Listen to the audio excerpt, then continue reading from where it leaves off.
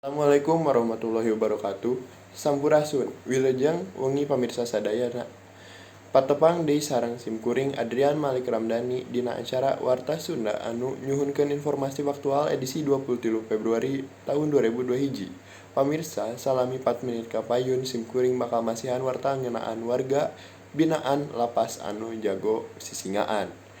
Warga binaan di Lapas Kelas 2 Subang mibanda kaparigelan dina mintonkeun seni sisingaan. Cenah eta kaparigelan teh hasil tina latihan di jero lapas. Nu salah sahiji udaganana nyaeta pikeun nyinglar riributan di jero lapas. Nu maher milu midang dina seni sisingaan di Subang, horeng lain wae seniman atawa ahli seni tradisional bae. Pangeusi Lapas Kelas 2A Subang oge tetela maher milu midang dina seni sisingaan.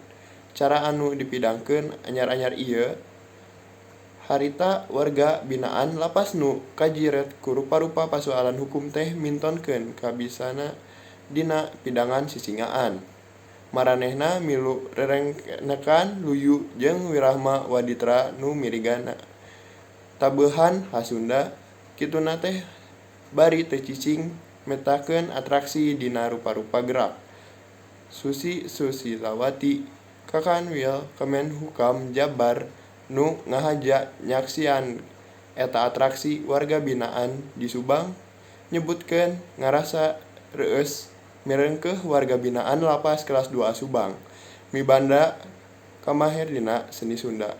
Nurutkeun Susi, eta hal teh alus pikeun nyinglar riributan di jero lapas, jeung bisa dijadikeun marga geusan ngaraketkeun hubungan antara patugas lapas jeung warga binaan.